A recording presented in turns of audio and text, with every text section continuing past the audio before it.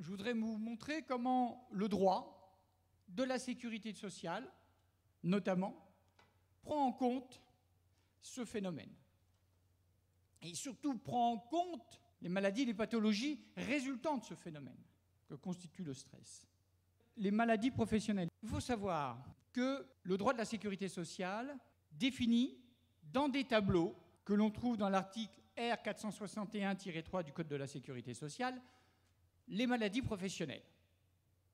Donc il y a un certain nombre de tableaux dans lesquels sont répertoriées toutes les maladies professionnelles. Quand on est malade professionnel, on a droit à une indemnisation supplémentaire, à une prise en charge supplémentaire.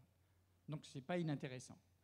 Ce qu'il faut savoir aussi et surtout, c'est que lorsqu'une maladie n'est pas répertoriée comme maladie professionnelle, il est possible de démontrer qu'en réalité, si elle est directement causée par le travail habituel de la victime, qu'elle est maladie professionnelle et qu'elle doit donner lieu à l'indemnisation des maladies professionnelles et à la prise en charge sociale des maladies professionnelles. Il est possible, lorsque une dépression, par exemple, qui ne fait pas partie des tableaux du droit de la sécurité sociale, si elle résulte directement du travail habituel du salarié concerné, on peut en conclure que cette dépression doit être prise en charge au titre d'une maladie professionnelle.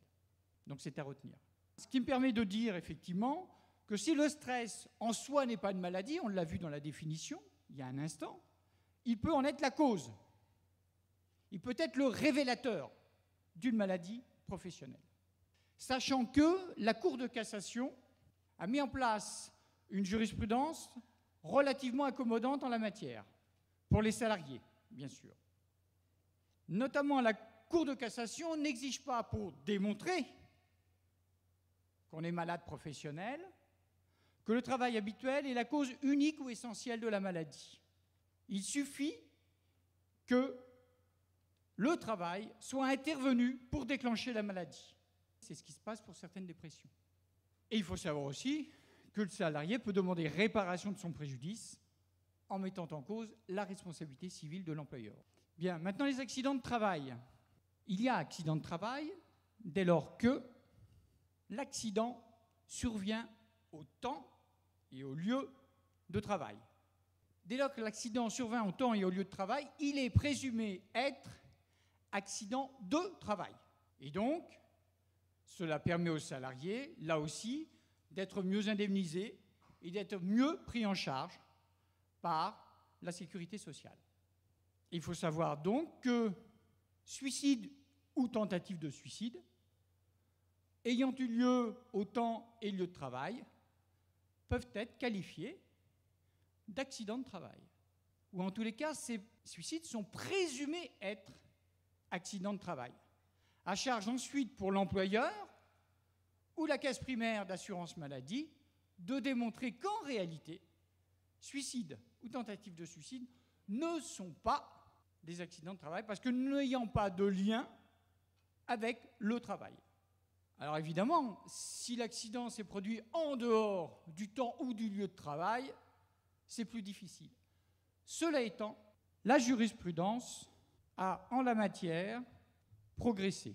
Elle a ainsi jugé qu'une tentative de suicide au domicile du salarié, vous voyez c'est très récent, c'est une décision du 22 février 2007, qu'une tentative de suicide au domicile du salarié pouvait être reconnue comme accident de travail. Donc on est en dehors du temps et du lieu.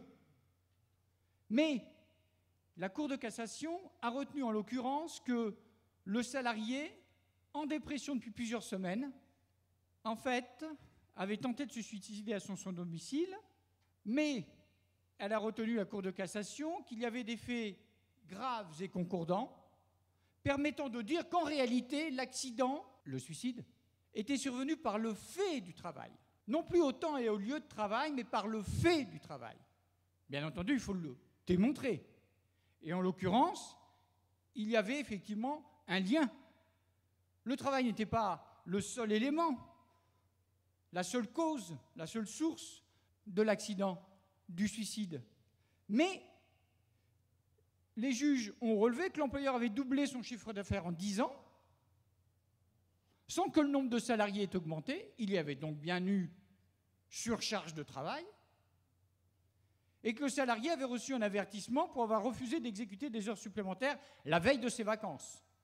Donc, que les conditions de travail n'étaient pas, le moins qu'on puisse dire, optimales. Et qu'elles étaient effectivement un des éléments ayant concouru au suicide ou à la tentative de suicide du salarié. Ça, ce type de jurisprudence, les employeurs n'en ont pas encore conscience. Les représentants du personnel non plus. C'est quelque chose qu'il faut retenir. D'où vient-elle, cette jurisprudence? Autre exemple. Il a été jugé, par exemple, donc, qu'une dépression nerveuse pouvait être considérée comme un accident du travail. Je vous parlais de maladie professionnelle ou accident de travail. C'est régi par les mêmes règles juridiques. Donc il a été déjà jugé qu'un accident de travail pouvait être constitué, résulter d'un entretien d'évaluation, en l'occurrence une dépression nerveuse.